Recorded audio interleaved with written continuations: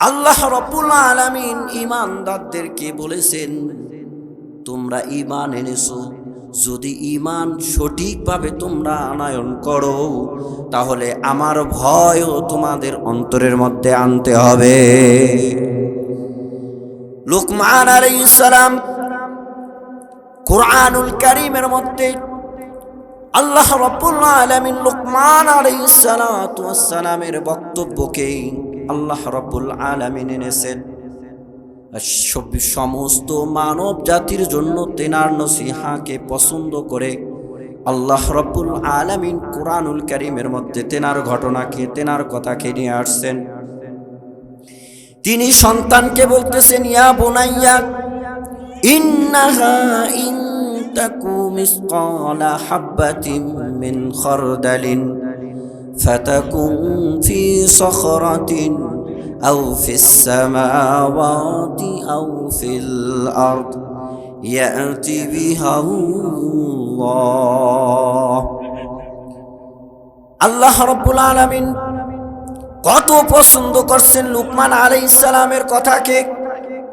কোরআনে নিয়ে আইসা আমাদের জন্য নসিহামূলক আল্লাহ রাব্বুল আলামিন বলতেছেন, লুকমান আলাইহিস সালাম সন্তানকে বলে, সন্তান তুমি যদি ছোট্ট থেকে ছোট্ট গুনাহ করো, শোনো, ওই গুনাহটা যদি তুমি পাথরের মধ্যেও করো, ওই পাথর, যেই পাথরের কোনো দরজা নাই, জানালা নাই, এমন পাথরের মধ্যেও যদি তুমি গুনাহ করো, ওই গুনাহটা তুমি পৃথিবীর যে কোনো জায়গায় গিয়া করো, যে কোনো জায়গায় গিয়া গোপনেও যদি গুনাহ করো, সন্তান শোনো শোনো, তুমি যদি গুনাহটা আসমানে গিয়াও যদি করো, তাও আল্লাহ রাব্বুল আলামিন দেখেন, আল্লাহ রাব্বুল আলামিন তোমার ওই গুনাহটা কাল কিয়ামতের দিন উপস্থিত করবে।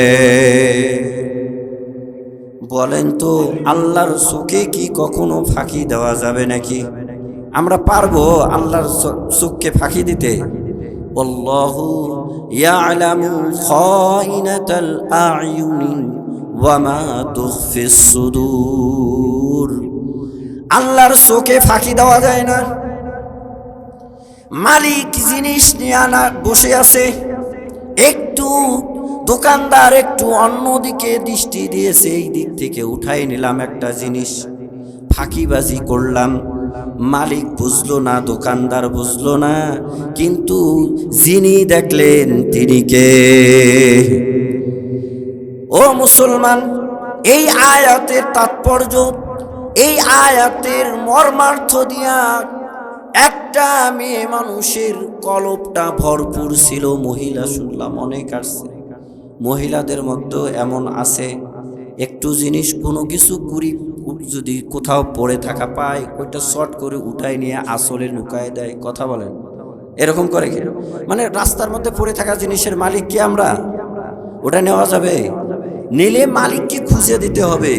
ওই জিনিসটা যতদিন পর্যন্ত লাস্টিং করতে পারে ততদিন পর্যন্ত মালিককে খুঁজতে হবে, নিজে খাইতে পারবে না। যদি দেখা যায় যে না, এখন নষ্ট হয়ে যাবে, জিনিসটা ঠিক থাকবে না এবং মালিককেও পাওয়া যাচ্ছে না, তাও নিজে খাইতে পারবে না, ওইটা কি করতে হবে? গরিবদেরকে দান করে দিতে হবে এবং নিয়ত করতে হবে যে এইটা যার জিনিস সে যেন সওয়াব পায়। বুঝাইতে পারছি? তাহলে আমরা যে বলি করে পাইলাম, ধরে নিলাম, করে পাইলাম, কি করলাম? ধরে নিলাম, এইটা খাওয়া হারাম, এইটা খাওয়া হারাম। করে পাওয়া জিনিসের মালিক আমরা। আর যদি দেখা যায় যে ফসল হয়েছে, ভালো হয়েছে, দেখবেন যে রাস্তার কর্নারের ফসল ঠিক মতো পাওয়া যায় না। কথা বলেন ঠিক কিনা? মানুষ আউট করে না, কিন্তু কে দেখেন? আল্লাহ তাআলা দেখেন। হযরত ওমর রাদিয়াল্লাহু তাআলা আনহু রাষ্ট্রপ্রধান শাসক ছিলেন। কেমন শাসক ছিলেন? কোনো বডিগার্ড লাগতো না। এখনকার গোমসোর যারা আছে তাদের তো বডিগার্ড লাগে। কথা বলেন ঠিক কিনা? একটু বাইরে বের হইতে বডিগার্ড লাগে কেন? ওই যে ক্ষুধাভীরু তো নাই, আল্লাহর ভয় তো নাই, গম চুরি করতে আর সমস্যা হয় না। কথা বলেন ঠিক কিনা? আল্লাহ যে দেখছে এইটা যে তার ভেতরে নাই, আর আমরাও যে তাদেরকে বসায় রাখছি। যার কারণেই তো ওই এক ব্রিজের জন্য কতবার খালি বলে যে করে দেব করে দেব, কথা বলেন ঠিক কিনা? টাকা আসে আর কই যায় খোঁজ নেই। হযরত আমিরুল মুমিনিন হযরত উমর রাদিয়াল্লাহু তাআলা আনহু রাতের অন্ধকারে জনগণের অবস্থা বোঝার জন্য বাইর হইতেন। খুঁজে খুঁজে জনগণের কি অবস্থা খুঁজে খুঁজে দেখতেন। একদিন রাত্রের বেলা খুঁজে খুঁজে বেড়াচ্ছেন আর জিকির করছেন আল্লাহ রাব্বুল আলামিনের লা ইলাহা ইল্লাল্লাহ, লা ইলাহা ইল্লাল্লাহ, লা ইলাহা ইল্লাল্লাহ। জিকির করতে করতে মানুষের অবস্থা পর্যবেক্ষণ করছেন। এক পর্যায়ে চলতে চলতে এক পর্যায়ে একদম গ্রামের শেষ সীমান্তে পৌঁছে গেছে। দেখেন ছোট্ট একটা কুঁড়ে ঘর, সেইখানে একটা বাতি জ্বলতেছে ফজরের আগ মুহূর্ত সময়। ওই জায়গা থেকে হযরত উমর রাদিয়াল্লাহু তাআলা আনহু ফিরে আসবেন, কিন্তু একটা বাতি দেখলেন, আগায় গেলেন। সেইখানে গিয়া হযরত উমর রাদিয়াল্লাহু তাআলা আনহু আওয়াজ পাচ্ছেন কি যেন, একটু কান লাগাইলেন। ঘরের কর্নারে গিয়া কান লাগাই শুনতেছেন। সন্তানে বলতেছে, মা আজকে তো গাভীর দুধ কম হয়েছিল, এতটুকু দুধ এইটা তো বিক্রি করা যাবে না, এতটুকু দুধ কি করবেন, আজকে আমরা খায়া নিই। বলে না না, খাওয়া যাবে না, টাকার প্রয়োজন, সুতরাং ওই অতটুকু দুধের মধ্যে একটু পানি মিশায় দাও, ওইটা আমরা বিক্রি করব। সন্তান বলতেছে, মা না করা যাবে না, ওমর তো এইটা নিষেধ করেছে, দুধের মধ্যে পানি মিশানো যাবে না, এটা ঠিক হবে না, ওমর নিষেধ করেছে। মায়ে বলে, সন্তান এই জায়গায় কি ওমর আইসা দেখছে নাকি, আর উনি কি আমাদের এগুলো শুনবে নাকি? রাতের মধ্যেই পানি মিশায় দাও, কোনো সমস্যা নাই, দেখবেও না, আমরা দুধ বিক্রি করতে পারবো, মানুষ জানবেও না। ওই মেয়েটা ওই সময় মাকে বলেছিল, মা যদিও ওমর এই জায়গায় নাই, ওমর যদিও দেখছে না, কিন্তু আল্লাহ রাব্বুল আলামিন তো দেখতেছেন, আমরা যদি দুধে পানি মিশাই তাহলেও তো আল্লাহ পাক দেখবে। এরপর মুসলমান হযরত উমর রাদিয়াল্লাহু তাআলা আনহু এই কথা শুনলেন। শোনার পর রাজ দরবারে চলে গেলেন। চলে গিয়া এইবার মানুষ পাঠাই দিয়েছে, যাও ওই মহিলা এবং মেয়েকে নিয়ে আসো। মা এবং সন্তান শুনে এইবার তাদের টেনশন হয়ে গেল, হায় হায় ওমর আমাদের মনে হয় কথাগুলো শুনে ফেলছে, আজকে আমাদের হালুয়া টাইট, আমাদের গেলেই তো আজকে শাস্তি দেবে। কেন শুনছে? অবশ্যই মনে হয় শুনছে। ও মুসলমান, ওমর রাদিয়াল্লাহু তাআলা আনহু ওই মা এবং সন্তানকে ডেকে নিয়ে আইসা এইবার নিজের সন্তানদেরকে বলতেছে, ও আমার সন্তানেরা, তোমরা কে আসো, কে আসো। এমন এমন একটা মেয়ে, যেই মেয়েটা কাউকে ভয় করে না, ভয় করে আল্লাহকে, এমন কথা বলেছে, দুধের মধ্যে যদি পানি মিশানো হয় কেউ না দেখলেও তো আল্লাহ দেখে, এই মেয়েকে দিয়া তোমাদের মধ্যে আমি বিবাহ দেব, তোমরা কে রাজি আছো? সন্তানরা শুনে, আসিম ইবনে ওমর একজন সন্তান, হযরত ওমর রাদিয়াল্লাহু তাআলা আনহুর এক ছেলে আসিম, উনি প্রস্তুত হয়ে গেছেন, বাবাজি আমি বিবাহ করব। হযরত ওমর রাদিয়াল্লাহু তাআলা আনহু নিজের সন্তান আমিরুল মুমিনিন অর্ধ জাহানের বাদশা বিবাহ দিতেছেন। ওই সময় ওই দুধ বিক্রি করে খানেওয়ালা মহিলার মেয়ে দিয়া, যার বাড়ি নাই, করে একটা ঘর, সেই বাসায় বিবাহ দিতেছে নিজের সন্তানকে। বলেন তো কি দেইকা? দিনদারিত্ব দেখে, তাই কিনা? আজকে আমরা তো ছেলে সন্তানদেরকে বিয়ে দেওয়ার সময় খালি দেখি যে মেয়ের বাবার জমি কতটুকু আছে, কথা বলেন ঠিক কিনা? জমি ভাগ করলে আমার সন্তান কয় বিঘা পাবে, তাই কিনা? কাজেই তো কি হয়, পরে ওই বিড়ি সিগারেট খায়া মাথা ঠান্ডা করা লাগে। কি করা লাগে? খালি দ্বন্দ্ব, খালি দ্বন্দ্ব, দিনদারিত্ব নাই। দিনদারিত্ব দেখে তো বিয়ে দেওয়া হয় নাই, কাজেই পরবর্তীতে টেনশন টেনশন, খালি সিগারেট খাইতে হয়, পরবর্তী জীবনটা, লাইফটা নষ্ট। কিন্তু ওমর রাদিয়াল্লাহু তাআলা বলতেছে যে দিনদারিত্ব ছিল, যে আল্লাহকে দেখছে, আল্লাহ তো দেখতেছে, এই বাসায় ছেলের সন্তানকে বিবাহ দিতেছে, তারই থেকে ওমর ইবনে আব্দুল আজিজ ওই পরিবারের জন্ম নিয়েছে। দিনদারিত্ব দেখে, তাকওয়া, আল্লাহর ভয় ছিল। হযরত ওমর রাদিয়াল্লাহু তাআলা আনহু ছেলের সঙ্গে বিবাহ দিয়া ওই মেয়েকে বলে, মা, আমি যখন বাসা থেকে বাইর হব, রাষ্ট্রীয় কাজের জন্য যখন বাইর হব, তখন তুমি আমাকে বলবা ওমর দেখে না, ওমরের মালিক দেখে। তার মানে ওমর রাদিয়াল্লাহু তাআলা আনহু ওই কথাটা নিয়ে যেন বাইর হইতে পারে যে আমিও দেখি না, দেখে কে?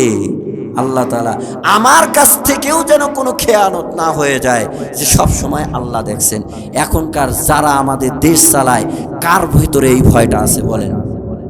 কার ভিতরে এই ভয়টা আছে যে আমি গোপনে করতেছি, ঘুষ খাইতেছি, আমি গরিব মানুষের সম্পদ, তাদের ভাগে যেটা আসে ওইটা তাদের পেটে লাথি দিয়ে আমি খাচ্ছি, কিন্তু আল্লাহ তো দেখতেছে, এই ভয় আছে? যদি থাকতো তাহলে অসহায় দারিদ্র মানুষ আমাদের দেশে থাকতো না, কথা বলেন ঠিক কিনা? থাকতো না। তা আমরাও তো বসায় রাখছি ওগুলোরে, কাজেই তো আমরা পাই না, কিছুই পাই না। মুসলমান আল্লাহর গোলাম, আল্লাহর ভয় নিয়ে আসতে হবে। আল্লাহ রাব্বুল আলামিন আমাদের সামনে কাল কিয়ামতের দিন সব কিছু ওপেন করে দেবে। আমাদের যা আমরা করব সব কিছু আল্লাহ রাব্বুল আলামিন কাল কিয়ামতে আমাদের সামনে উপস্থিত করবে। এই ভয় যদি আমাদের মধ্যে থাকে তাহলে কখনো খেয়ানত হবে না, প্রতিবেশীর হক নষ্ট করব না। আল্লাহ রাব্বুল আলামিন বলেন, ওয়ানাদউ মাওয়াজিনাল কিসত লিয়াউমিল কিয়ামাহ, আমি রব্বুল আলামিন কাল কিয়ামতের দিন ইনসাফের পাল্লা, ইনসাফের আদালত কায়েম করব, যেখানে শুধুমাত্র ইনসাফ আর ইনসাফ থাকবে, সেখানে কোনো অন্যায় থাকবে না। আজকে দুনিয়ার জমিনে কোনো ইনসাফ খুঁজে পাওয়া যায় না, সব জায়গায় টাকা দিলেই ঢিসমিস, কথা বলেন ঠিক কিনা? তো আল্লাহ রাব্বুল আলামিন বলেন, আমার কাছে কোনো ওগুলো ঢিসমিস চলবে না, আমি ইনসাফের পাল্লা সেই সময় দাঁড় করাবো, সবার আমল সবার কাছে বুঝাই দেব। সেই সময় আমার জবানটা বন্ধ থাকবে, আমার চামড়া কথা বলবে, আমার হাত কথা বলবে। আল-ইয়াওমা নাখতিমু আলা আফওয়াহিহিম ওয়া তুকাল্লিমুনা আইদিহিম ওয়া তাশহাদু আরজুলুহুম বিমা কানু ইয়াকসিবুন। আল্লাহ পাক বলেন, সেই সময় পা কথা বলবে, হাত কথা বলবে, চামড়া কথা বলবে। শাহিদা আলাইহিম সামউহুম ওয়া আবসারুহুম ওয়া জুলুদুহুম বিমা কানু ইয়ামালুন। এগুলো সব কথা বলবে। তখন ওই ব্যক্তিটা বলবে যে চামড়া, তুমি কেমনে সাক্ষী দিতে পারলা, আমার বিপক্ষে কথা বলো। ক্বালু লিজুলুদিহিম লিমা শাহিদতুম আলাইহি। তখন চামড়া বলবে, আনতাকানাল্লাহ, আল্লাহ তো আমাদের জবান খুলে দিয়েছে আজকে।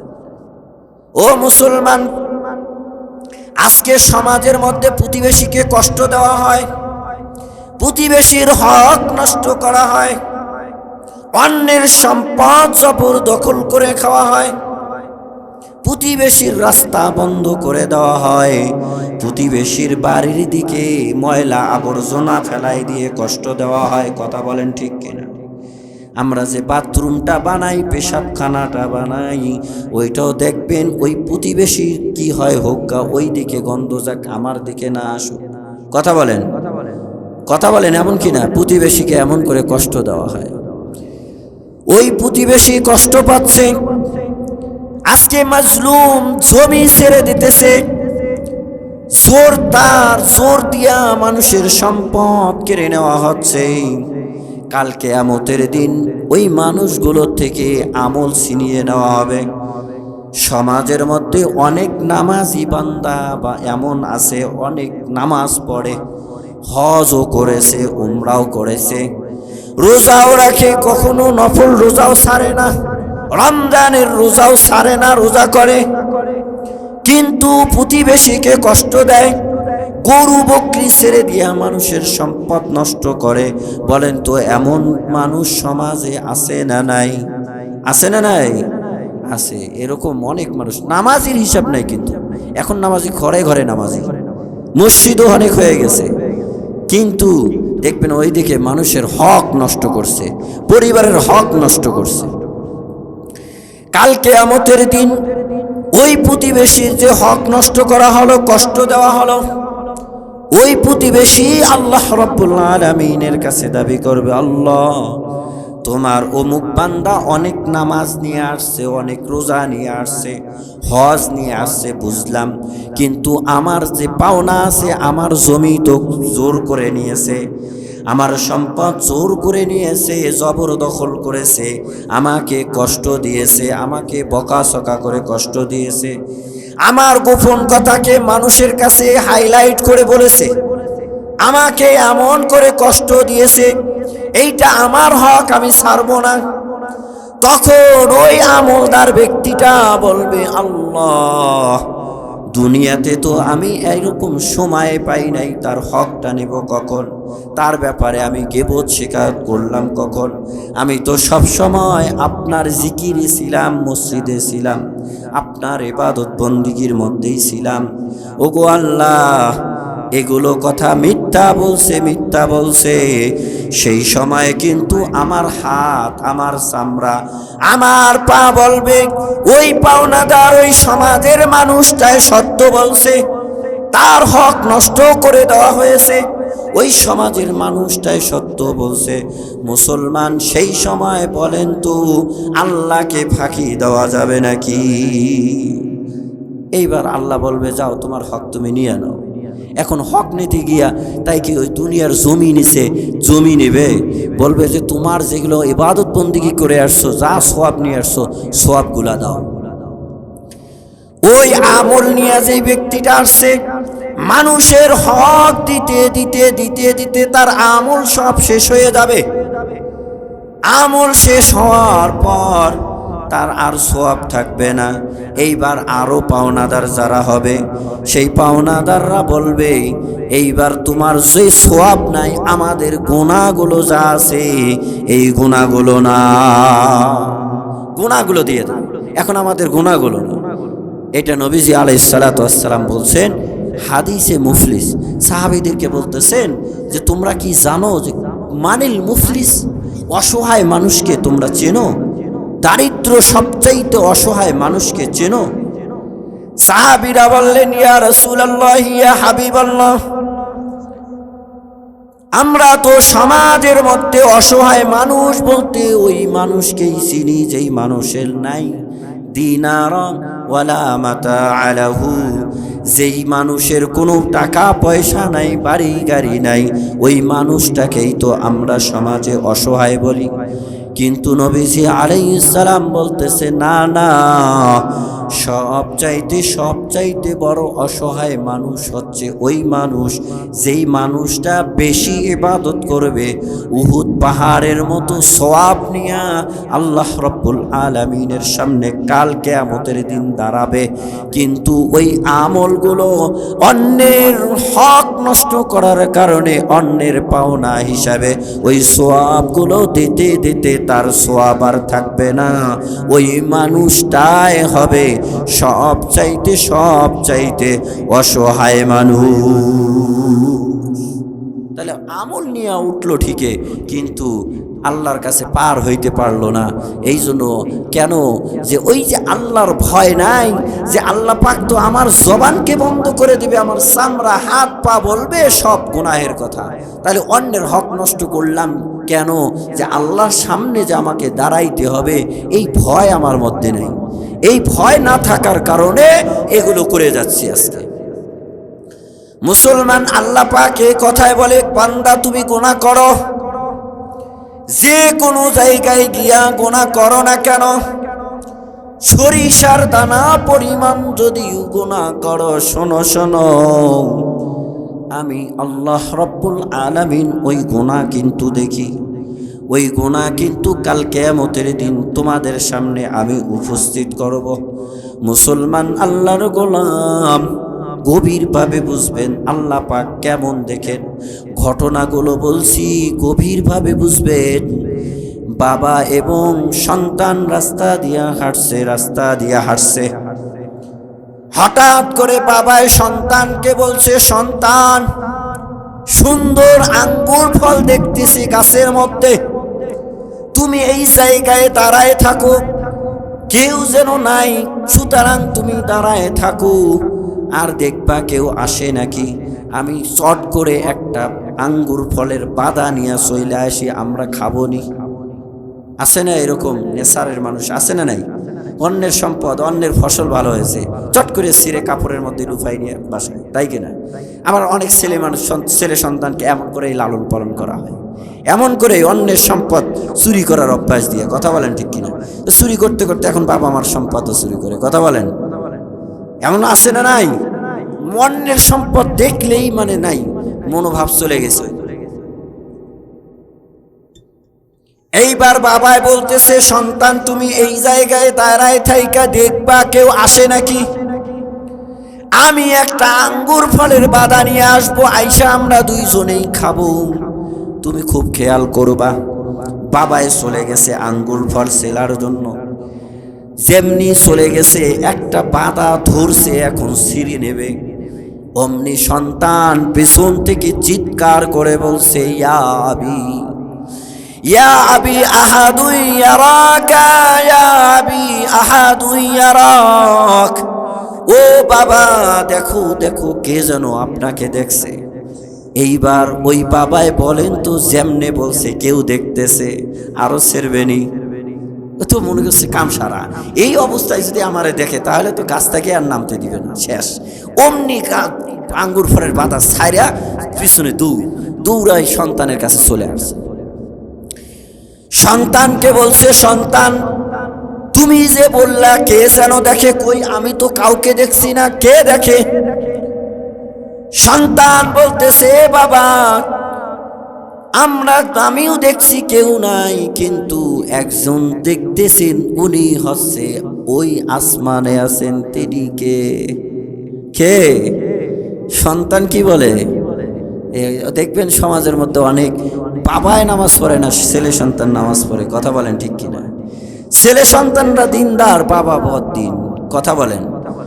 সন্তান বলতেছে, বাবা কেউ না থাকলেও আল্লাহর চোখে ফাঁকি দেওয়া যায় না, ওই আল্লাহ রব্বুল আলামিন আপনাকে দেখছে, এইটা আমি বলেছি। চিল্লা বলেন সুবহানাল্লাহ। ও মুসলমান, আল্লাহর চোখে ফাঁকি দেওয়া যায় না। বান্দা যেই কোনো জায়গায় যেই জায়গায় যায় এমন গুনাহ করুক না কেন, আল্লাহ রব্বুল আলামিন দেখেন। এক যুবক ওমর রাদিয়াল্লাহু তাআলা আনহুর কাছে যায়। আমিরুল মুমিনিন হযরত ওমর রাদিয়াল্লাহু তাআলা আনহু খেলাফত জামানা। এক যুবক, খুব সুন্দর চেহারার অধিকারী যুবক, প্রত্যেক দিন যায় ওমর রাদিয়াল্লাহু তাআলা আনহুর কাছে দিন শেখার জন্য। সারা দিন বসে বসে দিন শেখেন, আর সন্ধ্যাবেলায় চলে আসে। বাবা অসুস্থ, বাবার খেদমত করার জন্য চলে আসে।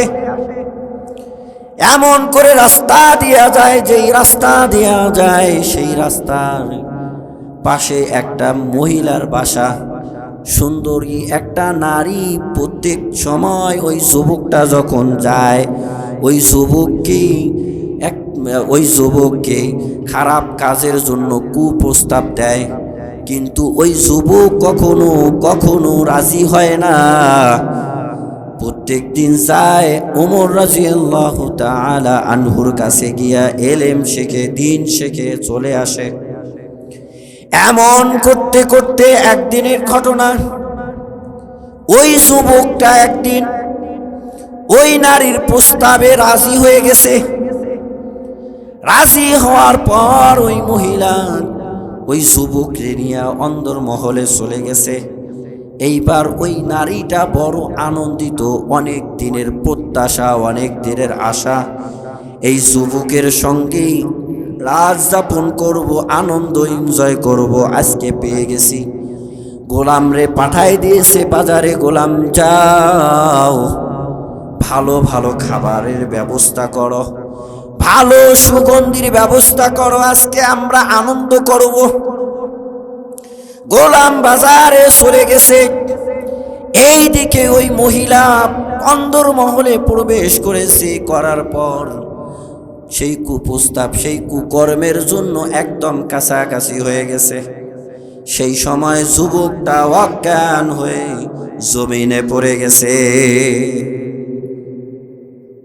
জমিনে যখন অজ্ঞান হয়ে পড়ে গেছে, ওই মহিলাটা এখন চিৎকার দিয়া গোলাম রে বলে, গোলাম কই তুমি, আসো আসো, যুবক তো জমিনে পড়ে গেছে। এখন যদি যুবক এই জায়গায় মৃত্যুবরণ করে তাহলে তো আমরা মার্ডার কেসের আসামি হয়ে যাব। কথা বলেন ঠিক কিনা? এই জায়গায় এখন আমার বাসায় যদি মৃত্যুবরণ হয় তাহলে কি অবস্থা হবে আমার? সুতরাং তুমি ধরো এই যুবককে একটু বাইরে রেখে আসি, তাই কিনা? তাই কিনা? এখন কিসের আর আনন্দ, এখন জীবন আগে বাঁচাই। কথা বলেন। আজকে সমাজে দেখবেন বিবাহের অনুষ্ঠান হচ্ছে, একটা সুন্নতি বিবাহ হয়, সুন্নতে লেশ পাওয়া যায় না। সুন্নতি বিবাহের মধ্যে দেখা যায় ডিজে গান হয়। কথা বলেন ঠিক কিনা? ডিজে গান হয়, আনন্দ উল্লাস, নাচ গান হয়। এইটা কিন্তু বিবাহের অনুষ্ঠানের কার্যকলাপ না, বিবাহ অনুষ্ঠান এটা সুন্নতি অনুষ্ঠান। এই জন্য দেখবেন একদিকে এমন ইতিহাস হয়ে যায়, আনন্দ করছে, ডিজে গান বাজাচ্ছে, ওই ডিজে গান বাজাইতেই ওখানেই খবর আসে, তোমরা যাদেরকে নিয়ে আনন্দ করতেছো আজ এই সময় তারা দুনিয়ার থেকে চলে গেল। এরকম ইতিহাস আছে না নাই? ওইদিকে মেয়ে নাই, দুনিয়ার থেকে শেষ। আলহামদুলিল্লাহ, আল্লাহর এক বান্দা 100 টাকা দান করছে। আল্লাহ পাক দানকে কবুল করুক। এই ফজর পর্যন্ত দান করতে থাকবেন ইনশাআল্লাহ। এরকম হয় কিনা? এই যে আল্লাহর ভয় যদি থাকে, কখনো বান্দারা এমন কাজ করতে পারে না। এমন ইতিহাস আছে আমাদের। 2 ভাইয়ের বিবাহ, একদিন আগাপাস 2 ভাইয়ের বিবাহ। এক ভাই ঢাকায় থাকে, কালকে তার বউ ভাত হবে, আর এক ভাই বাসায় থাকে। একসঙ্গে 2 ভাইয়ের বিবাহ। এখন যেই ভাই বাসায় থাকে, ওই ভাই, যেই ভাই ঢাকায় থাকে, ওই ভাইরে আনার জন্য মোটর সাইকেল নিয়ে চলে গেছে। এই দিকে ডিজে গান বাসায় চলছে, আনন্দ চলছে, যেই ভাই আসছে ওই ভাইয়ের বিবাহ। ওই দিকে ট্রাকের সঙ্গে লাইকা 2 ভাই দুনিয়ার থেকে বিদায় নিয়েছে। কথা বলেন ঠিক কিনা? দেখবেন, মোবাইলে সার্চ দিয়ে দেখবেন। বিবাহের অনুষ্ঠানে জানাজার নামাজ, আনন্দ নাই, কান্নাকাটি আছে না নাই? ইতিহাস আছে না নাই? এই ভয় যদি থাকতো যে এই অনুষ্ঠান সুন্নতি অনুষ্ঠানে আমি গান বাজাচ্ছি, ডিজে গান করছি, নাচ করছি, এখানেই তো আমার মৃত্যু হয়ে যেতে পারে। কথা বলেন ঠিক কিনা? তাহলে কখনো এইরকম কাজ বান্দারা করত না। ওই যুবক পড়ে গেছে জমিনে। এইবার ওই মহিলা গোলামকে বলতেছে, গোলাম দেরি করো না, দেরি করো না, যদি এই জায়গায় মৃত্যু হয়ে যায় তাহলে আমরা আর মার্ডার কেসের আসামি হয়ে যাব। সুতরাং ধরো, ধইরা বাইরে নিয়ে যাই। 2 জনে ধইরা ওই যুবকরে নিয়ে চলে গেছে। পাশেই বাসা ছিল ওই যুবকের। ওই যুবকের বাসার বাবার দরজার সামনে ওই যুবকরে ফেলে দিয়ে আসছে। এইবার বাবা চিন্তা করে, হায় হায়, আমার সন্তান তো প্রত্যেক দিন সন্ধ্যাবেলায় আমার খেদমতের জন্য চলে আসে, আজকে কি হলো, রাত হয়ে যাচ্ছে, এত রাত হয়ে গেল কিন্তু আমার সন্তানের খোঁজ নাই। অনেকক্ষণ টেনশন করতে করতে পরে চিন্তা করলো বাইরে গিয়ে দেখি তো কি অবস্থা। যেমনে দরজাটা খুলছে, খোলার সঙ্গে সঙ্গে সামনে দেখে সন্তানটা নিথর দেহ একটা পড়ে আছে। সন্তানের এই অবস্থা দেখে আওয়াজ দিয়েছে, আশপাশের সব মানুষরা চলে আসছে। আসার পরে ধরাধরি করে যুবকরে ঘরে উঠাইছে। উঠানোর পর কিছুক্ষণ পরে ওই যুবকের জ্ঞান ফিরে আসছে। সবাই বলে, সন্তান, তোমার এই অবস্থা কেন, কেমনে হলো, কেমনে তোমার এই অবস্থা হলো? ওই সন্তান বলে, আমি জানি না, কিছুই জানি না, কিছুই জানি না। এক চাচাই বলতেছে, সন্তান, তোমার শেষ পরিস্থিতিটা কি ছিল বলো? ওই সন্তানে বলতেছে, চাচা, আমি তো প্রত্যেক দিন যাই, আমিরুল মুমিনের কাছে যাই, হযরত ওমর রাদিয়াল্লাহু তাআলা আনহুর কাছে যাই, দিন শিখি। প্রত্যেক দিন আমি যাই, যাইতে আসতে একটা নারী আমাকে কুকামের জন্য প্রস্তাব দেয়, কখনো আমি রাজি হই না, কিন্তু শয়তানের চক্রান্তে আজকে আমি রাজি হয়ে গেছিলাম। আমি ঘরের মধ্যে প্রবেশ করলাম। চাচায় বলে, ঘরে প্রবেশ করার পর তোমার সর্বশেষ সেন্স থাকা পর্যন্ত কি হয়েছিল, কি হয়েছিল? ওই যুবক বলে, চাচাজি, আমার এতটুকু জানা আছে, একদম আমরা কাছাকাছি হয়ে যে গিয়েছি, সেই সময় আমার একটা আয়াতের কথা স্মরণ হলো। আল্লাহ রাব্বুল আলামিনের একটা আয়াতের, কুরআনুল কারীমের একটা আয়াত স্মরণ হলো। চাচায় বলে, সন্তান, কোন সেই আয়াত, কি আয়াত আমাদেরকে শোনাও। সন্তানে বলে, সেই আয়াতটা হলো, ইন্নাল্লাযীনা তাকাউ ইযা মাসসাহুম তাইফুম মিনাশ শাইতান তাযাক্কারু ফাইযা হুম মুবলিসুন।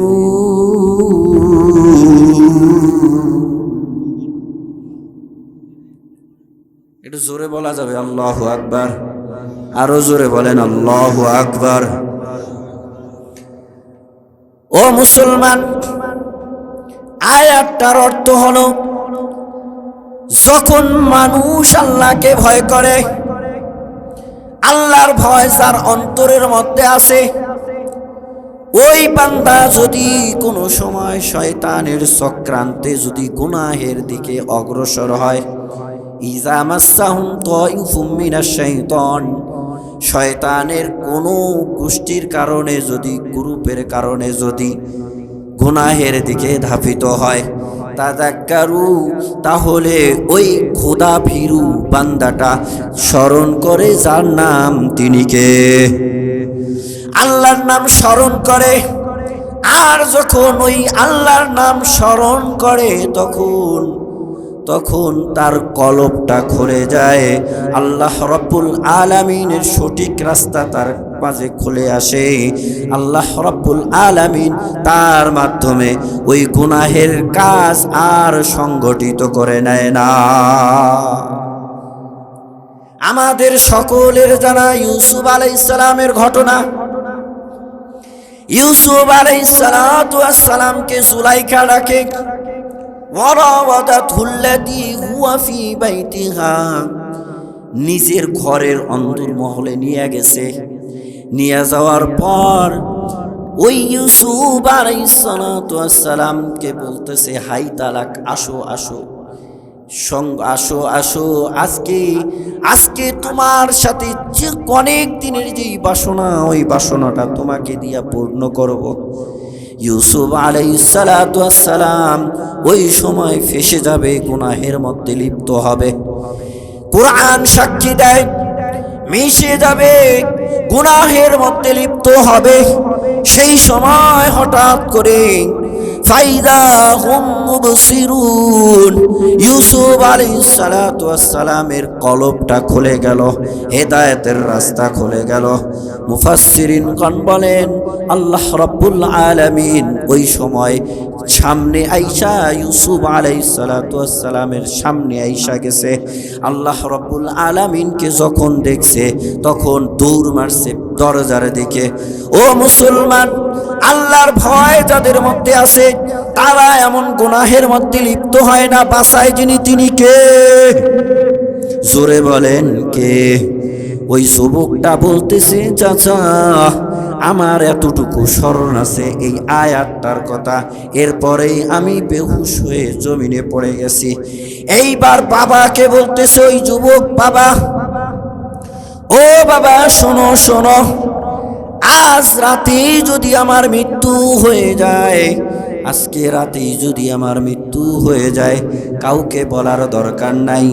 আমার মৃত্যু হয়ে গেলে আজ রাতেই আপনি আমাকে দাফন কার্য করে দিবে। বাবাকে ওসিয়ত করছে। ওই রাতেই মৃত্যুবরণ হয়ে গেছে। যুবকটা দুনিয়ার থেকে বিদায় নিয়েছে। নেওয়ার পর এখন বাবাকে তো ওসিয়ত করে গেছে যে সন্তান বলে গেছে আজ রাতেই কোনো এলান হবে না, এলান ছাড়াই আমাকে দাফন কার্য করে দিন। বাবাই তাই করল। ওই যুবককে বাবাই রাতেই দাফন করে দিল। দাফন করে দেওয়ার পর পরের দিন সবাই দিন শেখার জন্য আমিরুল মুমিনিন হযরত ওমর রাদিয়াল্লাহু তাআলা আনহুর কাছে চলে আসছে। চলে আইসা সবাই দিন শিখতেছে, দিন বুঝতেছে। হঠাৎ করে আমিরুল মুমিনিন খেয়াল করে দেখে ওই যুবকটা আজকে উপস্থিত নাই। সবাইকে বলতেছে, কি ব্যাপার, কি হলো? ওই যুবককে আজকে দেখি না কেন, কই সে? সবাই বলতেছে, আমিরুল মুমিনিন ওই যুবক তো কালকে চলে গেছে, বাবার খিদমত করার জন্য চলে গেছে, আজকে আসে নাই, কোনো খবরও পাই নাই। কেন যেন নাই। দেখবেন যদি 10টা ছাত্রর মধ্যে যদি একটা ছাত্র একটু জ্ঞানী হয়, বুঝবান হয়, আর বাকিগুলো যদি দুর্বল হয়, তাহলে শিক্ষক কিন্তু ওই স্টুডেন্টটারে খোঁজে। কথা বলেন ঠিক কিনা? ওই ভালো ছাত্রটারে খোঁজে। এমন হয় কৌশলে কৌশলে আর পড়ায় না। কথা বলেন ঠিক কিনা? যেহেতু ওই নাই, এরা বুঝবেও না, এই জন্য কৌশল কইরা কি করে, ওই দিন পড়ালে থাক, আজকে থাক, আজ ভালো লাগতেছে না। কথা বলেন ঠিক কিনা? আর যদি দেখা যায় যে ওই 9 জন নাই কিন্তু ওই ভালো স্টুডেন্টটা আছে, তাও পড়ায়। কথা বলেন ঠিক কিনা? এইবার খুঁজতেছে ওই যুবকটা, মেধাও ভালো, দেখতেও সুন্দর, যে যুবকটা কই খুঁজতেছে। সবাই বলতেছে যে কালকে চলে গেছে, আর তো নাই, আসে নাই। আমিরুল মুমিনিন বলতেছে, যাও তোমরা একটু খবর নাও, ওই যুবকের বাবার কাছে চলে যাও, বাবারে গিয়া বলবা সন্তানের কি খবর, কালকে তো চলে আসছে, কি খবর। সবাই চলে গেছে। চলে যাওয়ার পর বাবার বাসায় গিয়া বাবাকে খুঁজে বের করেছে। বাবাকে বলছে, আপনার সন্তানটা প্রত্যেক দিন যায়, আজকে অনুপস্থিত, যায়নি কেন, কি হয়েছে? বাবা বলে, ইতিহাস বলে, সব ঘটনা সবকিছু বলে দিল। আমার সন্তান ওসিয়ত করেছিল রাতেই যদি মৃত্যু হয়ে যায়, এমন ঘটনা হয়েছে, সব কিছু বলে দিয়েছে। বলার পর বলতেছে, আমাকে রাতেই দাফন করার জন্য বলেছিল, আমি রাতেই দাফন করে দিয়েছি। এই কথা শুনে সবাই গিয়ে হযরত ওমর রাদিয়াল্লাহু তাআলা আনহুকে জানাই দিলেন, আমিরুল মুমিনিন আপনার অমুক চাকরি তো রাতেই মৃত্যুবরণ করেছে, তাকে দাফন করা হয়েছে রাতেই অমুক জায়গায়। হযরত আমিরুল মুমিনিন ওমর রাদিয়াল্লাহু তাআলা আনহু বলতেছেন, ঠিক আছে, আমরা তো কালকে ওই দিক দিয়েই আমাদের কার্যক্রমের জন্য আমরা চলে যাব, সুতরাং তোমরা স্মরণ রাখো, আমরা যেন ওই যুবকের কবরটা জিয়ারত করি, কবরের পাশে গিয়া যেন দোয়া করি। মুসলমান আল্লাহর গোলাম এইবার ওই উমর রাদিয়াল্লাহু তাআলা আনহু ওই কবরের ওই দিকে চলে গেলেন সফর করার জন্য। কবরের কাছে চলে গেছে, যাওয়ার পর ওই কবরের পাশে দাঁড়াইয়া দোয়া পড়লেন। দোয়া করার পর হযরত উমর রাদিয়াল্লাহু তাআলা আনহু বলতেছেন, মনে মনে ভাবলেন, যদি কোনো বান্দা আল্লাহর ভয় নিয়ে গুনার কাছ থেকে যদি হেফাজত হয়, গুনার কাছ থেকে যদি দূরে সরে আসে, গুনাহের মধ্যে যদি লিপ্ত না হয়, তাহলে আল্লাহ রাব্বুল আলামিনের ঘোষণা হলো তার জন্য আল্লাহ পাক জান্নাত দেবে দুইটা। জোরে বলেন কয়টা?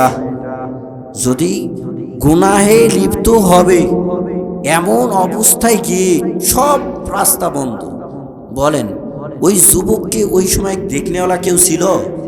কেউ ছিল না। আন্দার মহলে একদম বাসার ভেতরে কেউ নাই, গুনাহের মধ্যে লিপ্ত হলে কেউ দেখার ছিল না, কিন্তু তারপরেও ফিরে আসছে। তো এইরকম পজিশনের থেকে যখন কোনো বান্দা গুনাহ না করে যখন ফিরে আসে, তার জন্য ঘোষণা হলো দুইটা জান্নাত। কয়টা? কয়টা জান্নাত? দেখবেন এরকম অনেক সমাজের মধ্যে মানুষ আছে, শয়তানের চক্রান্তে গুনাহ করবে এমন একটা অবস্থা হয়ে যায়, কিন্তু আবার ভেবে খুশে গুনাহ থেকে দূরে সরে আসে না নাই? তো আল্লাহ পাক তাদের জন্য দুইটা জান্নাত দিবে। কয়টা জান্নাত? আমিরুল মুমিনিন সেটাই ভাবছেন যে এইরকম গুনাহ থেকে এই যুবক যে দূরে সরে আসলো, আর এমন বান্দার জন্য আল্লাহ রাব্বুল আলামিন তো দুইটা জান্নাতের ঘোষণা দিয়েছেন। এইবার ওই যুবক রে কবরের দিকে লক্ষ্য করে যুবক বলতেছে, যুবক একটু বলো না তোমার জন্য আল্লাহ পাক কি দুইটা জান্নাত বরাদ্দ করেছে? এখন সবাই শুনে করছে, আমিরুল মুমিনিন উমর এটা কেমন করতেছে বুঝলাম না। কবরের মধ্যে শুয়ে আছে, উনি কি শুনবে আর এটার উত্তর দিবেনি? এটা উত্তর দিবে? আমিরুল উমর রাদিয়াল্লাহু আনহু জমিনে দাঁড়ায়া বলতেছে, যুবক বলো। যুবক তো দুনিয়ার থেকে চলে গেছে। আবার শাগরিদরা এটাও চিন্তা করে, আরে উমর এমন শাসক দুনিয়ার আমাদের মতো সিটিং বাস তো শাসক নয়। শাগরিদরা আবার ভাবছে, এইটা তো উমর। কেমন উমর? যেই উমর মদিনার মসজিদে নববীর মেম্বার থেকে হাজার হাজার মাইল দূরে, হাজার হাজার মাইল দূরের সেনাদেরকে, দলপতিদেরকে ওমর রাদিয়াল্লাহু তাআলা আনহু দিক নির্দেশনা দেয়। তার গলার আওয়াজ এমন, মদিনার বুকে যখন বলে হাজার হাজার মাইল দূরে থেকে আল্লাহ রাব্বুল আলামিন ওই কথাকে সেই কমান্ডারদের কাছে চলে যায়, তারা সেইভাবেই দলকে নিয়ন্ত্রণ করে। এইটা তো ওমর, যার সিটি বিয়ে নীলনদ, শুকিয়ে যাওয়া নীলনদ পানি দিয়া প্রবাহিত হয়। এইটা তো ওমর সাধারণ শাসক নয়, যেই ওমরের লাঠির আঘাতে জমিনের ভূমিকম্প থেমে যায়। সেই ওমরের প্রশ্নের উত্তর ওই যুবক হয়তো দিতে পারে, এটাও চিন্তা করে। তো কিছুক্ষণ পরে দেখা গেল আওয়াজ আসছে, হ্যাঁ ওমর, আমাকে দুইটা জান্নাত দেওয়া হয়েছে। চিল্লায়া বলেন সুবহানাল্লাহ, আরো জোরে বলেন সুবহানাল্লাহ। এইটা কঠিন কিছু না, কঠিন কিছু না মুসলমান। বান্দা যখন মৃত্যুবরণ করার সময় যখন চলে আসে, তখন ফেরেশতারা চলে আসে, চলে আইসা সুসংবাদ দেয়, ওয়া আবশিরু বিল জান্নাতিল্লাতী কুনতুম তুআদুন। মৃত্যু হওয়ার আগেই দুনিয়াতেই সুসংবাদ দেয় ফেরেশতাদেরকে, তোমাদের জন্য যেই জান্নাতের ওয়াদা করা হয়েছে সেই জান্নাতের সুসংবাদ নাও, সেই জান্নাতের সুসংবাদ নিয়ে দুনিয়ার থেকে চলে আসো। তার মানে ওই যুবকের যখন মৃত্যু হয় ওই সময় ওই যুবককে জানায় দেওয়া হয়েছে যে তোমার জন্য 2টা জান্নাতের বরাদ্দ, ওই 2 জান্নাতের সুসংবাদ নিয়ে দুনিয়ার থেকে চলে আসো। তখন দুনিয়ার থেকে যাওয়াটাও সহজ হয়ে যায়। মৃত্যুর সময় কষ্ট আছে না নাই? কষ্ট আছে না নাই? মৃত্যু যন্ত্রণা আছে না নাই? কিন্তু মৃত্যু যন্ত্রণা নেককাররা বুঝে না। কেন বুঝে না? তাদেরকে ওই জান্নাতের সুসংবাদ দেওয়া হয়। কি দেওয়া হয়? জান্নাতের সুসংবাদ দেওয়া হয়। বুঝেন, বাবা অসুস্থ, সন্তান একমাত্র সন্তান, সেই সন্তানটাও থাকে দেশের বাইরে। বাবা জটিল অসুস্থ হওয়ায় কাতরাচ্ছে মেডিকেলে, হাসপাতালে, কিন্তু ওই ছেলেকে দেখার জন্য, একটু দেখার জন্য খুব আবেগ, খুব কষ্ট নিয়ে আসে। কিন্তু হঠাৎ করে ওই কষ্টের মধ্যেও যখন বলা হয় তোমার ওই সন্তান চলে আসছে, যখনই বাবা শোনে, বলেন তো বাবার কি ওই সময় কষ্ট থাকে? যন্ত্রণা থাকে? থাকে না, সন্তান আসছে। তো এইরকম মৃত্যু যন্ত্রণা আছে, কিন্তু যখন বলা হয় জান্নাতের সুসংবাদ, জান্নাত দেখানো হয়, তখন ওই কষ্টটা ভুলে যায়। কাজেই তখন রূহটা আস্তে করে বের হয়ে চলে যায়।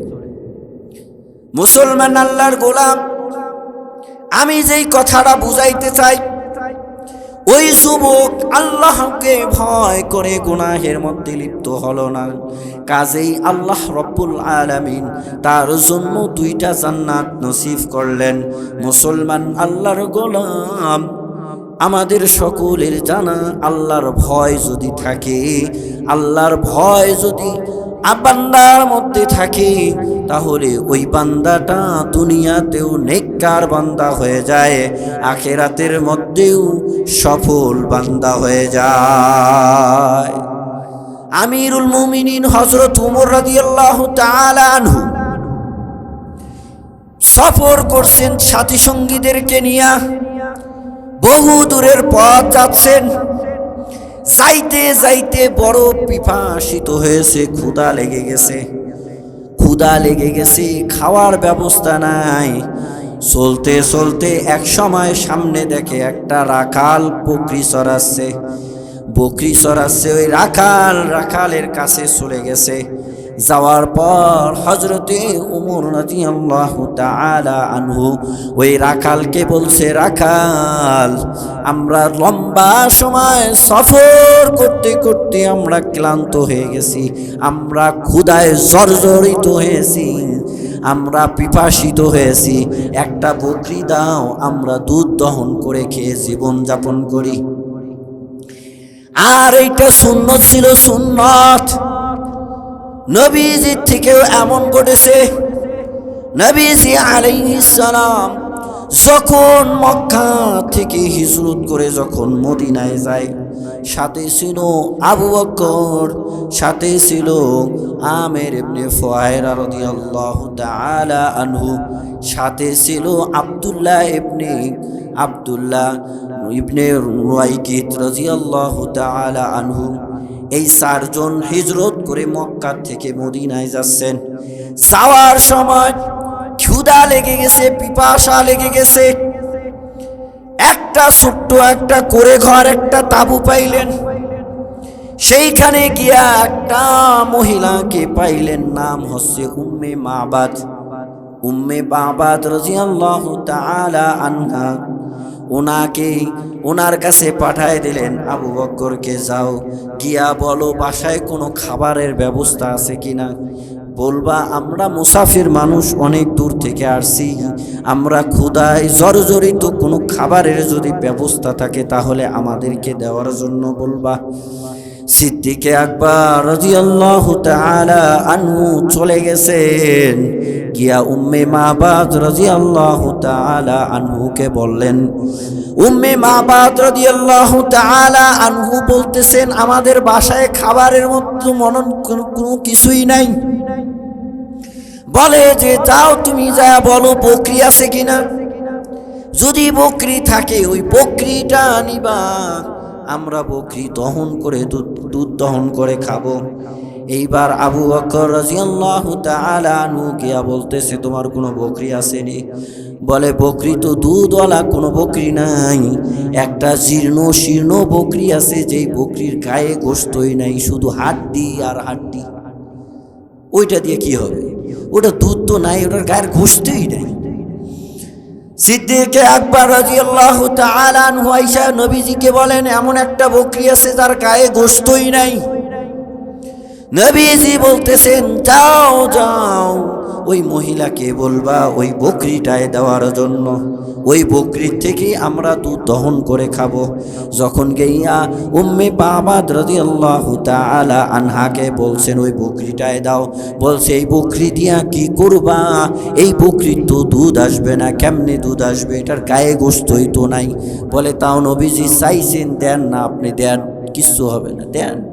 এটা নবীজির সুন্নত। মুসাফিরদেরকে দুধ বকরি দেওয়া এটা তখনকার রীতি ছিল, নিয়মে ছিল।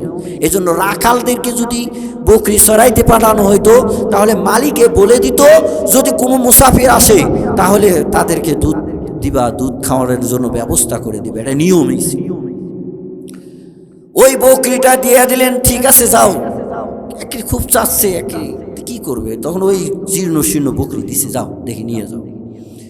ওই বকরিটা যখন নবীজি আলাইহিস সালাতু ওয়াস সালামের কাছে নিয়ে আসছেন, নবীজি আলাইহিস সালাতু ওয়াস সালামের বরকতি হাত যখন ওই বকরির থনে লাগানো হয়েছে, লাগানোর সঙ্গে সঙ্গে ওই বকরির দুধের থনটা দুধ দিয়া ভরে গেছে। জোরে সরে বলেন সুবহানাল্লাহ। হাত দেওয়ার সঙ্গে জীর্ণ শীর্ণ বকরির দুধের থন একদম মনে করো যে দুধ দিয়ে ভরে গেছে। এরপরে নবীজি আলাইহিস সালাতু ওয়াস সালাম দুধ দহন করলেন। দুধ দহন কইরা ওখান থেকে 4 জনেই খাইলেন।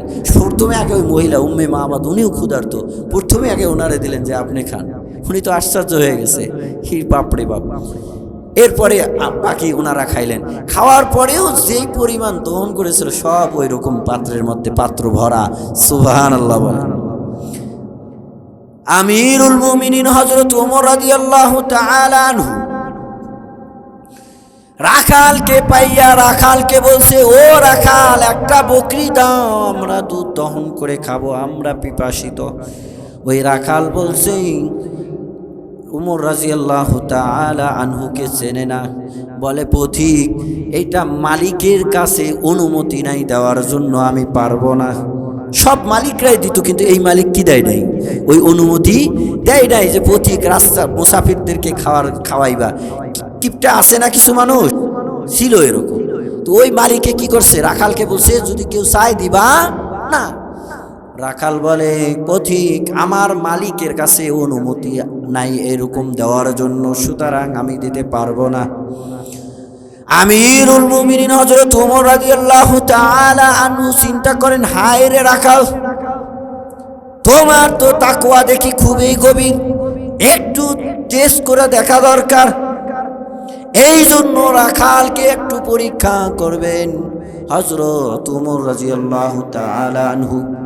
পরে আবার বলতেছে একটা টেকনিক করে, ও রাখাল, তুমি একটা বকরি আমাদের কাছে দাও, তোমাকে আমরা মোটা অঙ্কের এত টাকা দেব, তোমাকে আমি টাকা দেব, টাকাটা তুমি পাইলা, আর বকরিটা আমরা পাইয়াও, বকরিটা আমরা গোশত খাবো, আমরা দুধও খাবো।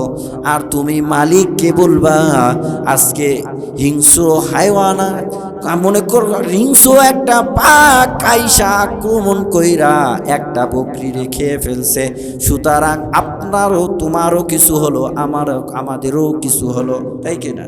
আর মালিক জানি যে মাঝে মাঝে কি হয়, বাঘে ধরে কিছু কি করে খেয়ে ফেলে, সুতরাং এখানে সমস্যা কি, মালিক তো আর দেখবে না। ও মুসলমান, তৎকালীন একজন রাখালের কি তাকওয়া দেখেন। ওমরের জামানা, হযরত ওমর রাদিয়াল্লাহু তাআলা আনহুর জামানা, রাখালের কি তাকওয়া, খোদা ভীরি দেখেন।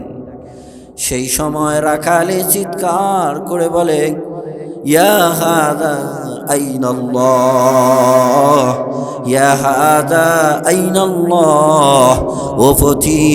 ও পথিক, আমার মালিক যদি না দেখে, আমার মালিক এই জায়গায় নাই, যদি না দেখছে, কিন্তু মালিক ওরা পথিক, বলো আল্লাহ কোথায়, আল্লাহ কোথায়? আল্লাহ কি দেখছে না? আল্লাহ তো দেখতেছে। তাহলে আল্লাহ যিনি দেখতেছেন তার চোখে আমি কেমনে ফাঁকি দিব? আল্লাহর চোখে ফাঁকি দেওয়া যাবে? রাখালের কি তাকওয়া, রাখালের কি ভয়, বলেন চিন্তা করে দেখেন।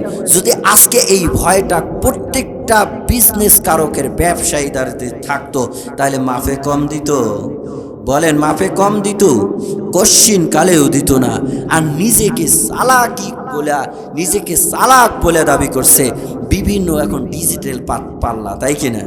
ডিজিটাল পাল্লা একে খায়া ফেলছে। ডিজিটাল পাল্লা এসে কিন্তু আরো দেখবেন যে একটার থেকে আরেকটা বনে না, ওখানে যে কি ওদের আছে মাপে কম থাকে।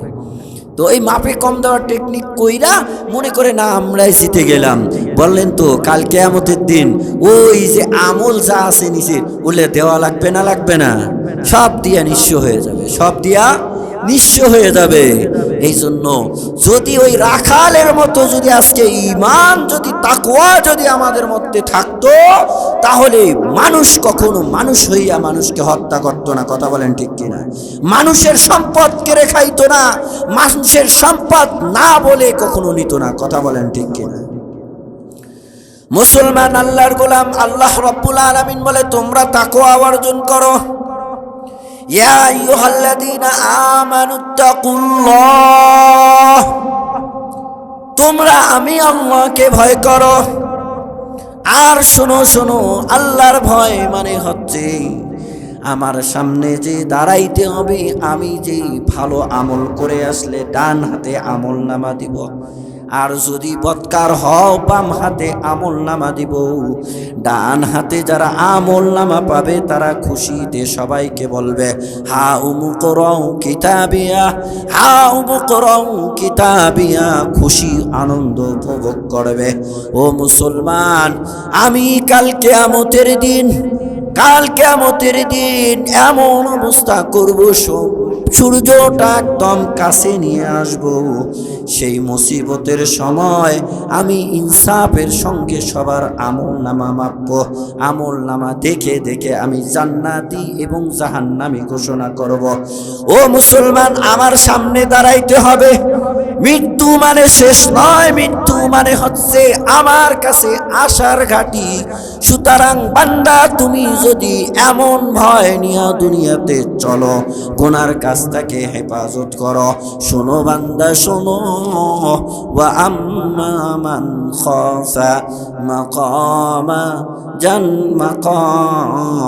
মাকামা রাব্বিহি ওয়া নাহান নাফসা আনিল হাওয়া ফাইন্নাল জান্নাতা হিয়াল মাওয়া।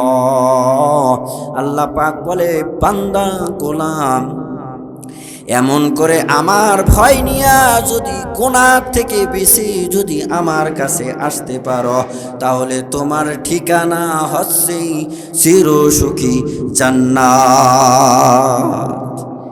নবীজি আলাইহিস সালাতু ওয়াস সালামের একটা প্রসিদ্ধ ঘটনা আছে, একটা হাদিস বর্ণনা করেছে যে নবীজি আলাইহিস সালাতু ওয়াস সালাম একবার দুইবার নয়, অনেকবার এই ঘটনাটা সাহাবীদের সামনে বলেছেন। সাহাবীরা বলেন যে একবার দুইবার নয়, নবীজি আলাইহিস সালাতু ওয়াস সালাম একটা ঘটনা আমাদেরকে বারবার বলেছে। তার মানে গুরুত্ব দেওয়া, বোঝানোর জন্য বলেছে। কথা বলেন ঠিক কিনা? আমরা একটা কথা বারবার বলি, কি জন্য? গুরুত্ব দেওয়ার জন্য, তাই কিনা? যে ওটা খুব তাৎপর্যপূর্ণ, ওইটার খুব গুরুত্ব বোঝানোর জন্য বারবার নবীজি আলাইহিস সালাতু ওয়াস সালাম একটা ইতিহাস, একটা ঘটনা নকল করেছে। ঘটনাটা হলো বনি ইসরাইল, মুসা আলাইহিস সালাতু ওয়াস সালামের জামানার বনি ইসরাইলের এক জালেম নাম ছিল কিফিল। নাম কি ছিল? কিফিল। নাম কি ছিল বলেন? কিফিল। এই কিফিল এমন জালেম ছিল, এই কিফিল সবচাইতে জুলুম বেশি করত। গুনাহ, সব ধরনের গুনাহ করত। গুনাহের মধ্যে সবচাইতে বেশি গুনাহ যেটা করত সেইটা হচ্ছে সুদের উপরে টাকা চালাইতো। কিসের উপরে? সুদের উপরে। সুদ বুঝেন নাকি ইন্টারেস্ট বুঝেন? আমাদের সমাজে সুদখোর আছে না নাই? নাই মনে হয় এইদিকে নাকি? বলে জমি মাটি যেই জায়গায় আছে ওই জায়গায় সুদখোর আছে। কথা বলেন ঠিক কিনা? মাটি যেই জায়গায় আছে ওই জায়গায় কিছু আছে না নাই? কিছু চেনেন? কিছু এই যে জমিন খুললে চেরা বাইর হয় না, কিছু এটা মাটি আছে যেখানে সেখানে কিন্তু আছেই, কম বেশি আছে না নাই? নেই এলাকায় নাই। যেই যেই জায়গাতে মাটি আছে ওই জায়গায় কিছু আছে, যেই জায়গায় মাটি আছে ওই মাটির উপরে বিচরণকারী এই সুদখোরও আছে। কথা বলেন ঠিক কিনা? এই সুদখোর এত নিকৃষ্ট, এত নিকৃষ্ট। হায় হায় হায়, নবীজি বলছে যে দুনিয়ার মানুষ কি এরকম আছে যে নিজের মায়ের সাথে জিনা করবে? আছে এরকম? আর নবীজি আলাইহিস সালাম বলছে যে সুদ খায় যারা, তারা নিজের মায়ের সঙ্গে জিনা করে, নিজের মায়ের সাথে। নাউজুবিল্লাহ বলেন, জোরে বলেন নাউজুবিল্লাহ। আর কত লানত করেছে, কত লানত! সুদের সাথে যারা জড়িত সবাইকে লানত করেছে। ওই জালেম কিফিল সব চাইতে সমাজের মধ্যে বড় গুনাহ করত, সুদের উপরে টাকা চালাইতো। সুদ এইটা এমন একটা মারাত্মক গুনাহ, এমন একটা মারাত্মক গুনাহ। এই সুদ সমাজকে নষ্ট করে দেয়, এই সুদ পরিবারকে নষ্ট করে দেয়, এই সুদ দেশকে নষ্ট করে দেয়। কথা বলেন ঠিক কিনা? পরিবারের মধ্যে সুদি লেনদেন করেছে, ব্যাংক থেকে টাকা নিয়েছে, এখন ওই ব্যাংকের লোকরা আসে না। এখন এই দিকে একদিন পালায় যায়, ওই দিকে একদিন পালায় যায়, লুকায় থাকে। কয়দিন লুকায় থাকে, থাকতে থাকতে আর পারে না, তখন কি করে? ওই রেল গাড়ির নিচে যায় জীবন দেয়। কথা বলেন ঠিক কিনা? স্বামী স্ত্রীর মধ্যে দ্বন্দ্ব এই লোনের কারণে। কথা বলেন ঠিক কিনা? স্ত্রী বলে তুমি নিলাকা, এ বলে তুমি নিলে কার জন্য নিলাম? তোমার জন্য তো নিছি। এই নিয়ে ঝগড়া করে ওই জায়গায় দুইজনেই শেষ, যেই জীবনে রাখবো না। বলেন, সুতরাং সুদের উপরে যারা টাকা খাটায় তারা পরিবারের মধ্যে আগুন সৃষ্টি করে দেয়, সমাজের মধ্যে আগুন জ্বালাতন সৃষ্টি করে দেয়, দেশের মধ্যে জ্বালাতনের সৃষ্টি করে দেয়। কথা বলেন ঠিক কি? এই জন্যই তো এত বড় লানত করেছে নবীজি, এত বড় গুনাহের কথা বলেছে যে নিজের মায়ের সাথে জিনা করার যে গুনাহ হয়, যেরকম অরুচিকর বিষয়, সুদের উপরে টাকা খাটানোটাও ওই রকম অরুচিকর বিষয়। এই জালেম কিফিল সব চাইতে বড় গুনাহ করত, সমাজের মধ্যে সুদি লেনদেন করত। ও মুসলমান, সেই বনি ইসরাইলের একজন নারী, খুব বিধবা সুন্দরী একজন নারী চলে গেছে ওই কিফিলের কাছে। ওই কিফিলকে গিয়া বলে, কিফিল আমাকে কিছু টাকা কর্জ দাও, কর্জে হাসানা দাও। ওই টাকাগুলো আমি একটা দিন তারিখ ঠিক করে দিতেছি, ওই তারিখেই তোমার টাকাগুলোকে আমি দিয়া দিব। আমার খুবই প্রয়োজন, আমার খুবই প্রয়োজন, কিছু টাকা তুমি ধার দাও। 60 দিরহামের মতো আমার টাকার প্রয়োজন দাও। ওই কিফিল বলে, ও নারী, আমি তো টাকা কর্জ দেই না, আমি তো টাকা দেই সুদের উপরে। তুমি যদি লাভ দিতে পারো তাহলে এই শর্তে তোমারে টাকা দিতে পারি। ওই মহিলা বলে, ও কিফিল, আমি তো গরিব মানুষ, অসহায় মানুষ, আমি তোমার ওই যেই টাকাটা মূলধন দিবা ওইটাই আমার জন্য কঠিন হয়ে যাবে। ওইটার উপরে যদি আবার লাভ আসে, আবার কিছু আছে চক্রবৃদ্ধি সুদ। কথা বলেন, একটা সুদ কি? একটাকে বলা হয় সরল সুদ, আর একটা চক্রবৃদ্ধি সুদ। চক্রবৃদ্ধি সুদ মানে লাভের উপরেও লাভ, মানে মাসে তোমার লাভ আসছে 1000 টাকা, কোনো মাসে যদি না দেয় তাহলে আগের আছে, যেটা আগের আছে 20,000 30,000, ওইটারও লাভ আসবে। আবার যেই মাসে দিতে পারে নাই ওইটার যে 1000 আসছিল ওইটারও লাভ আসবে। চক্রবৃদ্ধি সুদ। বলে আসলটাই দিতে পারি না, খুব কঠিন হবে, সে জায়গায় যদি আরো লাভ হয় চক্রবৃদ্ধি লাভের টাকা আমি কেমনে দেব? এইবার ওই কিফিলের আর একটা গুনাহ হলো জিনা করা, অবৈধ সম্পর্ক, অবৈধ মেলামেশা করা। গুনাহগার যারা হয়, যাদের আল্লাহর ভয় অন্তরে থাকে না, তারা কিন্তু শুধু একটা গুনাহ করে না। কথা বলেন, আল্লাহর ভয় যার মধ্যে নাই, শত গুনাহ করে যায়, তার কোনো হিতাহিত জ্ঞান আসে না। ওই কিফিল বলতেছে, ও মহিলা শোনো শোনো, তাহলে তোমাকে আমি এক শর্তে 60 দিরহাম দিয়া দিতে পারি। ওই শর্তটা হচ্ছে তুমি অমুক তারিখে আমার সঙ্গে তুমি সাক্ষাৎ করবা, আমার সঙ্গে তুমি রাত যাপন করবা। যদি এই শর্ত দাও তাহলে তোমাকে 60 দিরহাম দিয়া দিতে পারি। মুসলমান আল্লাহর গোলাম, দারিদ্রতা কিন্তু মানুষকে কুফুরের দিকে নিয়ে যায়। আল ফাকিরু ফাকারাত, দারিদ্রতা এইটা মানুষকে গুনাহের দিকে নিয়ে যায়, কুফুরের দিকে নিয়ে যায়। এক পর্যায়ে ওই মহিলাটা অসহায়ত্বের কারণে তার ওই কুপ্রস্তাবে ওই মহিলাটা রাজি হয়ে গেছে। মুসলমান দেখবেন সমাজের মধ্যে কিছু যুবক আছে, যুবকরা চুরি করে। কি চুরি করে? ওই যে সুপারির গাছে সুপারি চুরি করে। কি করে? মুরগি চুরি করে কিনা? অনেক এগুলো কিছু চোর আছে এখন বেশি। আবার এগুলোই এই যে কি খায়, গাঁজা কোম্পানি গাঁজা খায়, ফেন্সিডিল খায়, নেশা করে, এই জাতীয়। আর কিছু বেশিরভাগ আছে এরকম, এগুলো শুরু হয় অভাবের কারণে। কিসের কারণে? এই জন্য সমাজের মধ্যে যদি দেখেন যে অভাবের কারণে এরকম কারণে স্যার, তাহলে সমাজের মানুষ তাকে ঠিক করার জন্য একটাই রাস্তা, সেটা হলো সবাই মিলে তাকে একটা গাড়ি কিনে দেওয়া হোক, তাই কিনা? তাহলে তার অভাব থাকবে না, তাহলে আর চুরিও করবে না, তাই কিনা?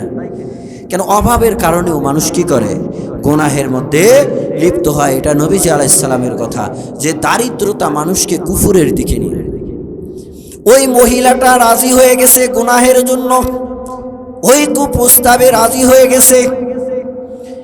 নির্দিষ্ট ওই দিন ওই নারীটা কিফিলের সঙ্গে মেলার জন্য রাত্রে চলে গেছে।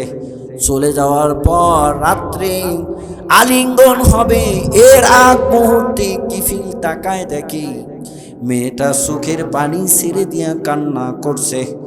এইবার নিষ্ঠুর জালেম কিফিল মহিলাকে বলতেছি, ও মহিলা, এখন কান্না করো কেন? আমি তো তোমাকে জোর করে এই কাজের জন্য নিয়ে আসি নাই। তুমি নিজেই প্রতিশ্রুতি দিয়েছো, তুমি নিজেই তো ওয়াদাবদ্ধ হয়েছো, যার কারণেই তো আজকে তুমি আসছো। তুমি তো নিজেই রাজি হয়ে গেছো, আজকে কান্না করো কেন? ওই মহিলা বলে, কিফিল, আমি ওয়াদার কারণে কান্না করছি না, আমার অসহায়ত্বের কারণে আজকে যে আমি এমন একটা গুনাহের দিকে আজকে আমি ধাবিত হচ্ছি, এমন গুনাহের দিকে যাচ্ছি। ও কিফিল, শোনো, এইটা মারাত্মক গুনাহ। এই গুনাহের সময়ও আমার মৃত্যু হতে পারে। কথা বলেন ঠিক কিনা? কত যুবকরে দেখলাম স্টেজের মধ্যে গাইতে ডান্স দিতে সেই জায়গায় পড়ে মৃত্যু হয়েছে। কথা বলেন, কিসের দিন যে হয়। ওই ছাদের উপরে ডেগুলো পালন করতে নাচতে ওখান থেকেই বেহুশ হয়ে পড়ে যায়। কিছুদিন আগের ঘটনা, 2টা মেয়ে ছাদে গিয়া টিকটক করতেছিল। কথা বলেন, দেখেন নাই আপনারা? 2টা মেয়ে ছাদে গিয়া টিকটক, কাপড় চোপড় ঠিক নাই, টিকটক করতে ওখানে কারেন্ট পিষ্ট হয়ে একটারে আগুন লাইগা একে দাউ করে জইলা ওখান থেকে পড়ে গেছে একটা, আর একটারে আগুন লাইগা ছটফট করতেছে ওই জায়গায়। দেখেন নাই আপনারা? ওই মহিলাটা বলতেছে, ও কিফিল, আজকে যে আমি এই গুনাহের মধ্যে লিপ্ত হব, আমি চিন্তা করছি এই সময়ও তো আমার মৃত্যু হইতে পারে। আর এই সময় যদি আমার মৃত্যু হয়, তাহলে মৃত্যুর পরে যে আল্লাহর সামনে দাঁড়াইতে হবে, আমি কেমনে আল্লাহ রাব্বুল আলামিনের সামনে এই অবস্থায় দাঁড়াবো? আল্লাহর ভয় চলে আসছে, আল্লাহর ভয়। মুসলমান ওই কিফিল এইবার চিন্তা করে, হায় রে মহিলা, হায় কি মহিলা, এত এই জিনা কত করলাম, কত জিনা করলাম, কত এমন গুনাহ করলাম, কতজনের অন্তরে কষ্ট দিয়া সুদের টাকা নিলাম, এত গুনাহ করলাম, এত গুনাহ করলাম, কখনো তো আমার এই চিন্তা হয় নাই এই নারীটা আজকে শুধুমাত্র একদিনের জন্য এমন গুনাহ করবে। এই একদিনের জন্য তার কি টেনশন, তার কি চিন্তা। আর আমি নিষ্ঠুর জালেম কিফিল কত গুনাহ করলাম, আমার একটা বারও চিন্তা হলো না। ওই মহিলাকে বলতেছে, ও মহিলা শোনো শোনো, তোমার পরিস্থিতি দেখে আমি কিফিলের অন্তরটা কেঁদে দিয়েছে, আমার অন্তরে আঘাত হয়েছে। তুমি একদিন গুনাহ করছো না, আমি কত গুনাহ করলাম।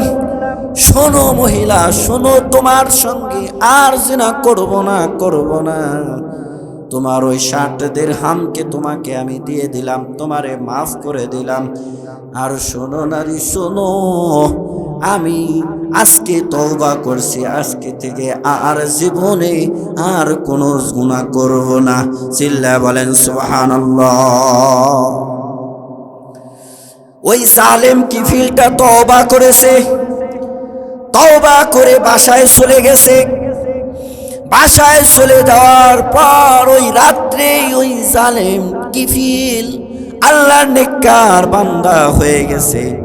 ওই রাতেই যখন সবাই শুনছে, সবাই এইবার ইন্না লিল্লাহ বলে না, সবাই বলে কি বলে, কি বলে?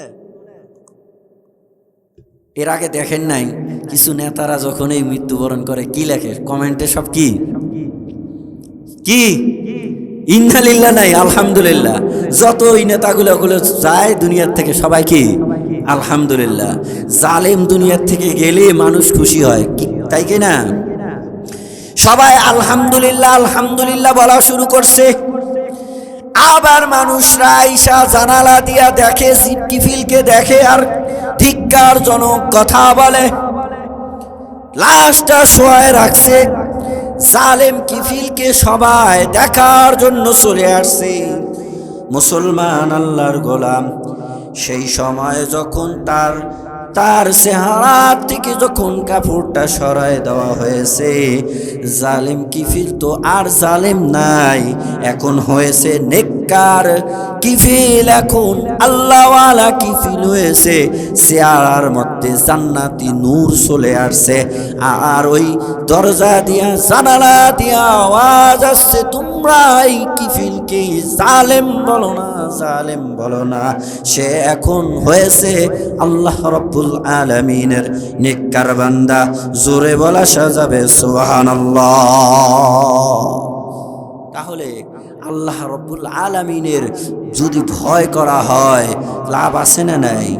আল্লাহ পাক বলেন, যদি আমার ভয় করে কেউ তাহলে তারে 2টা জান্নাত দিব, স্পেশাল জান্নাতের ঘোষণা। কার ভয় রাখতে হবে? কার ভয়?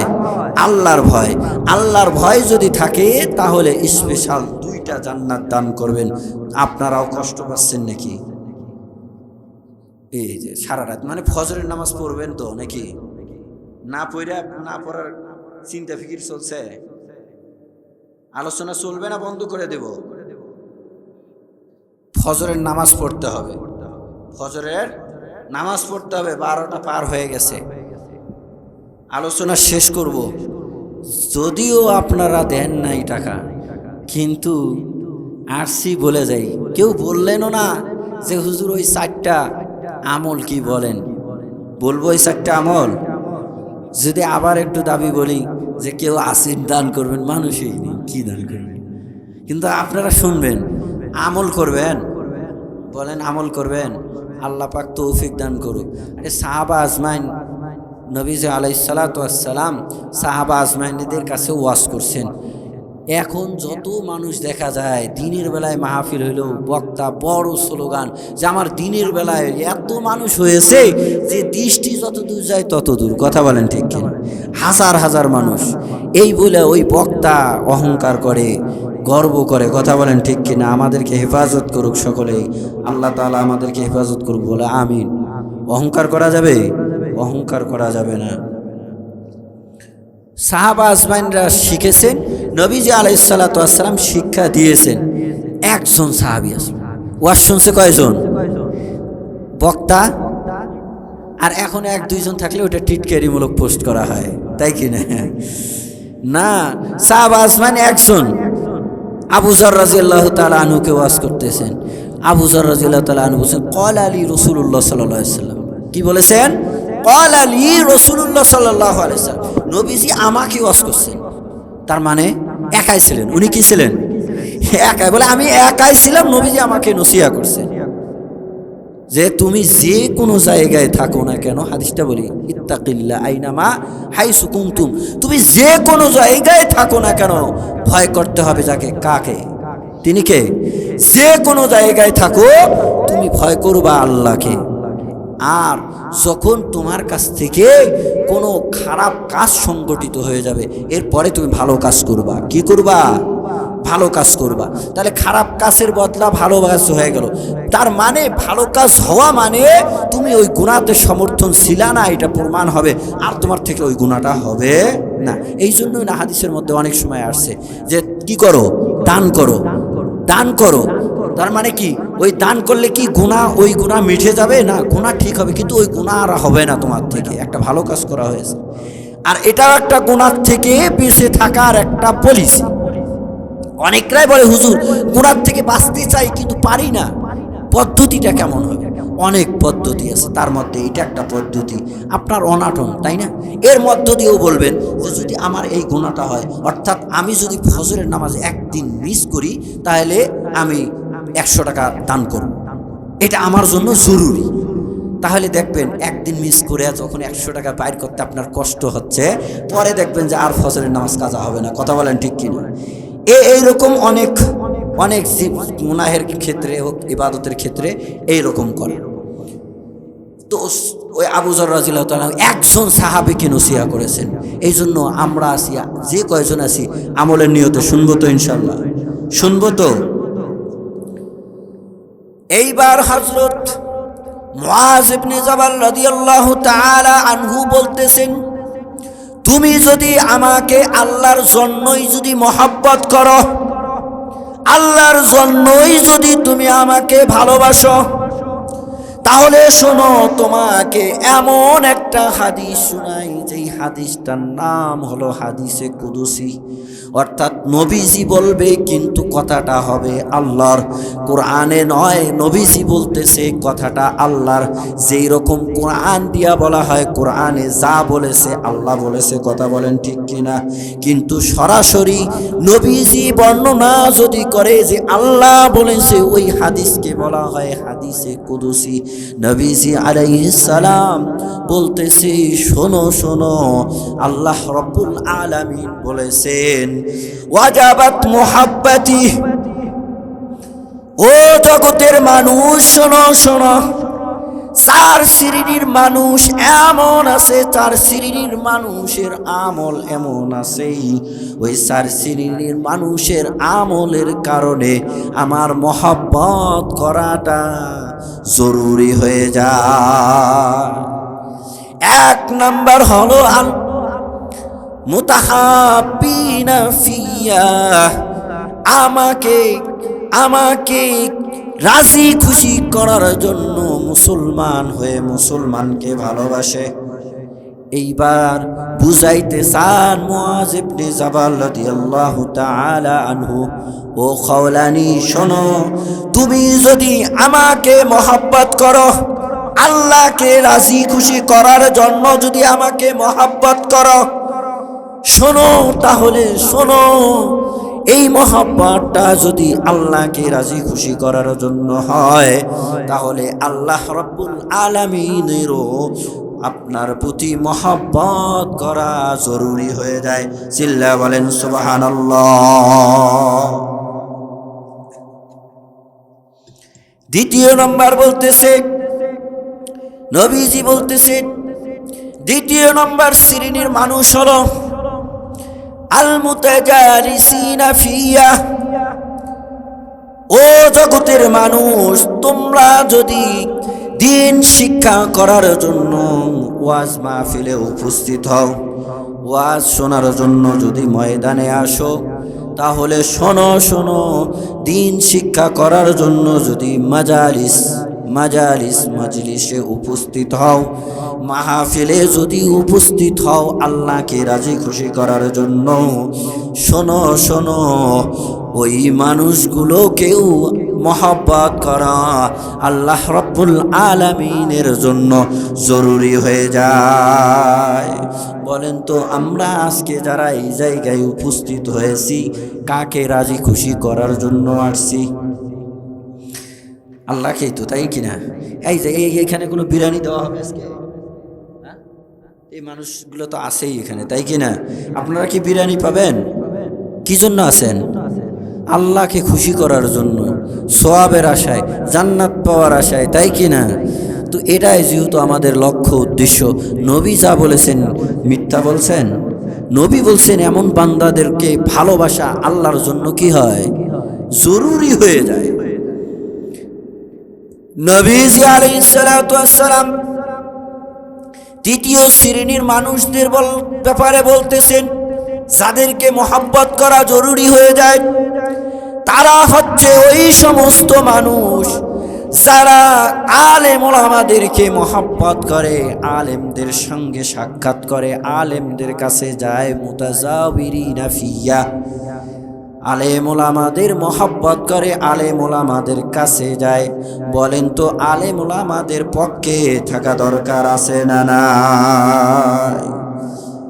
আলেম ওলামাদের থেকে যদি দূরে সরে যাওয়া হয়, ভোটটাও যদি অন্যদেরকে দেওয়া হয়, তাহলে শুনে রাখেন, মুরগির বাচ্চা যেমন মুরগির থেকে দূরে সরে গেলে আমন আমান পায় না, নিরাপত্তা পায় না, তেমন করে জনগণ যখন আলেম ওলামা থেকে দূরে সরে যাবে, সিটার বাটপারদেরকে যখন পদে বসায় দেবে, তখনও নিরাপত্তা পাবে না। তখন কিন্তু ওই পদের মানুষগুলোর কারণেই হত্যাকাণ্ড সংগঠিত হবে। কথা বলেন ঠিক কিনা?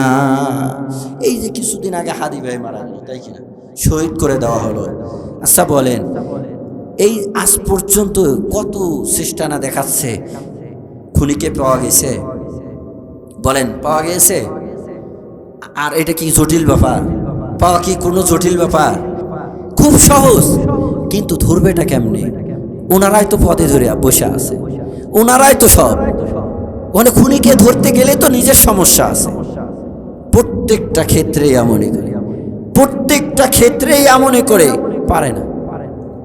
হক দাবি করতে গেলেই দেখা যায় যে ওই মানুষগুলোই এগুলোর সাথে জড়িত, কাজেই ফলাফল আর আসে না, জিরো।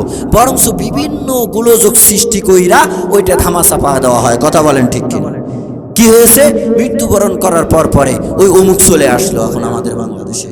বুঝেন নাই মনে হয়? একটা আলোড়ন সৃষ্টি, অমুক এত বছর পর আমাদের দেশে আসছে। কথা বলেন। আবার অমুক মারা গেল। কথা বলেন। এটা থামা চাপা দিতে চায়। বুঝেন কেন? এগুলো তো আমরাই করেছি, ওল্লারে বসাই দিয়ে রাখছি। আলেম ওলামার থেকে আমরা দূরে সরে, কাজেই আমাদের জীবনের নিরাপত্তা নাই। কথা বলেন ঠিক কিনা? মুসলমান নবীজি আলাইহিস সালাম বলেন, তৃতীয় নম্বর শ্রেণীর মানুষ যাদের উপরে আল্লাহর মহব্বত করা জরুরি হয়, তারা হচ্ছে আলেম ওলামাদের মহব্বত করে, আলেম ওলামাদের কাছে যায়, সাক্ষাৎ করে। আর চতুর্থ নম্বর সিরিয়ালের মানুষ কারা? নবীজি আলাইহিস সালাম বলতেছেন, চতুর্থ নম্বর সিরিয়ালের মানুষ যাদের উপরে মহব্বত করা আল্লাহ রব্বুল আলামিনের উপর জরুরি হয়ে যায়, তারা হচ্ছে আল মুতাবাদিলিনা ফিয়া, দ্বীনের জন্য, এই যে মজলিস, এই মাহফিলের জন্য যারা খরচ করে টাকা দেয়, ওই মানুষগুলো আল্লাহর রাস্তায় খরচ করেছে না করে নাই? এই জায়গায় এই মাহফিলের জন্য আপনারা টাকা দিচ্ছেন না, মহল্লার মানুষরা টাকা দিচ্ছে না, না হলে এটা হয়তো এর মায়ের ফ্রি সার্ভিস দিচ্ছে নাকি? না তো, ওখানে টাকার প্রয়োজন আছে, তো আপনারা দিচ্ছেন। তো নবীজি বলছেন মুতাবাজিলিনা ফিয়া, যে এই দিনে একটা ফেজা, একটা মাহফিল একটা প্রতিষ্ঠিত করতে টাকা পয়সা লাগবে, এগুলোতে যারা দান করবে, এগুলোতে যারা খরচ করবে, তাদের উপরেও মহব্বত করা আল্লাহ রাব্বুল আলামিনের জরুরি হয়ে যায়। তাহলে মাহফিল করলে এই হাদিসটা আমি খুব চিন্তা করে দেখলাম যে এই হাদিসটা বিশেষ করে আমাদের দেশে যে মাহফিলের যে সিস্টেমটা আছে পুরা 4টা গ্রুপে এর মধ্যে চলে আসে। কেমন? 1 নাম্বার মুতাহাব্বিনা ফিয়া, বলেন তো আমাকে যে আপনারা ইনভাইট করেছেন মহব্বত কইরা না মহব্বত ছাড়া? মহব্বত কইরাই কিনা? করে কিনা?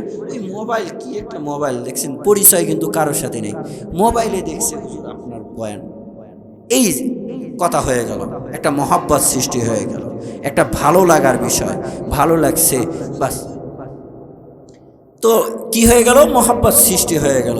তো এইরকম আপনারা তো মহব্বত কইরাই নিয়ে আসছেন, তাহলে 1 নম্বরটাও পাওয়া গেল। 2য় নম্বর, এটা তো দিনই একটা মজলিসে হয়েছে, তাই কিনা? 3য় নম্বর, আমার সাক্ষাতে আপনারা আমার সামনে উপস্থিত হয়েছেন, কথা বলেন ঠিক কিনা? 3য়টাও হয়ে গেল। 4র্থ নম্বর, খরচও আপনারা করেছেন, কথা বলেন ঠিক কিনা? তাহলে 4টাই আপনাদের মধ্যে আছে। তাহলে মাহফিল করলে ফায়দা নাই, এই কথাটা কি সত্য না মিথ্যা? এটা ঠিক না ব্যাঠিক? এটা ব্যাঠিক। সুতরাং আল্লাহ পাক আমাদের এই মাহফিলকে কবুল করুক, সকলে বলে আমিন। আমি অধম, কোরআন ও হাদিস থেকে যতটুকু বলতে পারছি অসুস্থ হয়েও আপনাদের দোয়ার বরকতে আমি হয়তো যতটুকু বলতে পারছি, আল্লাহ পাক আমাদের সকলকে আমল করার তৌফিক দান করুক, সকলে বলে আমিন। আপনারা মন খারাপ করছেন? আমার কোনো কথায় কষ্ট পাইছেন? আমি আপনাদের কাছে ক্ষমা চেয়ে নিচ্ছি। যদি কোরআন ও হাদিসের বাইরে যদি কোনো কথা আমার থেকে চলে আসে, আপনার কাছে যদি ওটা খারাপ লাগে তাহলে ক্ষমা করে দিবেন। কোরআন ও হাদিসের বাইরে যদি হয় ওইটার উপরে আমল করবেন না, আল্লাহ পাকও আমার যেন ক্ষমা করে দেয়। আর কোরআন ও হাদিস থেকে যা বলেছি আপনারা আমল করবেন, আল্লাহ পাক যেন সেই তৌফিক দান করেন, সকলে বলে আমিন। ওয়া আখির দাওয়ানা আনিল হামদুলিল্লাহি রাব্বিল আলামিন। আসসালামু আলাইকুম ওয়া রাহমাতুল্লাহি ওয়া বারাকাতুহু। সকলে দরুদ ইব্রাহিমে পড়ি। আল্লাহুম্মা সাল্লি আলা মুহাম্মাদ ওয়া আলা আলি মুহাম্মাদ কামা সাল্লাইতা আলা ইব্রাহিম ওয়া আলা আলি ইব্রাহিম ইন্নাকা হামিদুম মাজিদ। আল্লাহুম্মা বারিক আলা মুহাম্মাদ ওয়া আলা আলি মুহাম্মাদ কামা বারাকতা আলা ইব্রাহিম ওয়া আলা আলি ইব্রাহিম ইন্নাকা হামিদুম মাজিদ। اللهم أنت السلام منك السلام تباركت يا ذا الجلال والإكرام. ربنا ظلمنا أنفسنا وإن لم تغفر لنا وترحمنا لنكونن من الخاسرين. رب ارحمهما كما ربياني صغيرا. اللهم رب ارحمهما كما ربياني صغيرا. رب العالمين গভীর রজনীতে মালিক তোমার বান্দা বান্দীদের সামনে কোরআনুল কারীম থেকে আলোচনা করলাম, দীর্ঘ সময় আলোচনা করলাম মালিক আল্লাহ, মহব্বত নিয়া কোরআনের কথা বলেছি, আমলের নিয়তে বলেছি। ওগো মালিক তোমার বান্দা বান্দীদেরকে আমল করার তৌফিক দান করো রব্বুল আলামিন। বলনেওয়ালা শুননেওয়ালা সবাইরে আমল করার তৌফিক দান করো আল্লাহ রব্বুল আলামিন। আজকের আলোচনার বিশেষ বিষয়বস্তু ছিল তোমার ভয় সৃষ্টি করা। আল্লাহ তোমার ভয় আমাদের অন্তরের মধ্যে জায়গা করিয়া দাও আল্লাহ, আমাদের কলিজাটারে তোমার ভয় দিয়া ভরপুর করিয়া দাও রব্বুল আলামিন। সকল প্রকার গুনাহের কাছ থেকে যেন আমরা বিরত থাকতে পারি সেই তৌফিক দান করো গো মালিক রব্বুল আলামিন। আল্লাহ যুবক ভাইরা অনেক পরিশ্রম করে মাহফিল করেছে গো মালিক আল্লাহ, তাদের একটাই আশা আল্লাহ মাহফিলের মাধ্যমে যেন জনগণ কিছু খোরাক পায় আল্লাহ। তাদের আশা এই মহল্লায় যারা কবরে শায়িত আছে তারা যেন জান্নাতবাসী হয় আল্লাহ। এই মাহফিলের ওসিলায় আল্লাহ কবরবাসীদের ক্ষমা করিয়া দাও। এই মাইকের আওয়াজ যতদূর পর্যন্ত যায় মালিক যত কবরবাসী রয়েছে সবাই রে তুমি ক্ষমা করিয়া দাও। ওগো মালিক, যারা সহযোগিতা করেছে টাকা দিয়ে, শ্রম দিয়ে যারা সহযোগিতা করেছে, ওগো মালিক দয়া করে মেহেরবানি করে সবার দানকে তুমি কবুল আর মঞ্জুর করিয়া নাও। বিশেষ করে মাবুদ আল্লাহ, লিমন ভাই, রকি ভাই, আল্লাহ অনেক পরিশ্রম করেছে, তাদের নিয়তটা বড় পরিষ্কার, পোস্টারে কোনো নামও তাদের নাই। আল্লাহ তোমাকে রাজি খুশি করার জন্য তারা চেষ্টা করেছে। কুমারী আমি অদমরে নিয়ে আসছি আল্লাহ, আমার কোনো শক্তি নাই, তুমি যতটুকু তৌফিক দিয়েছো আলোচনা করেছি গো মালিক। আল্লাহ দয়া করে মেহেরবানি করে মাবুদ আজকের মাহফিলকে কবুল করিয়া নাও। আল্লাহ মা বোনরা এসেছে, মা বোনদের মনের আশা পূর্ণ করিয়া দাও। আল্লাহ জানি না তোমার বান্দা বান্দিরা কি চায় তুমি ভালো করে জানো, দয়া করে মেহেরবানি করে তোমার বান্দা বান্দিদের মনের নেক আশা পূর্ণ করিয়া দাও। রব্বুল আলামিন এই মাহফিলটা প্রতি বছর করতে পারে সেই তৌফিক দান করো রব্বুল আলামিন। আল্লাহ দয়া করে মেহেরবানি করে আল্লাহ আমাদের মুনাজাত খানাকে তুমি কবুল আর মঞ্জুর করিয়া নাও। রব্বিরহামহুমা কামা রব্বায়ানি সগীরা। আল্লাহুম্মা রব্বিরহামহুমা কামা রব্বায়ানি সগীরা। সাল্লাল্লাহু তাআলা আলা খায়রি খালকিহি মুহাম্মাদিন ওয়া আলিহি ওয়া আসহাবিহি আজমাইন। আমিন আমিন برحمتك يا أرحم الراحمين।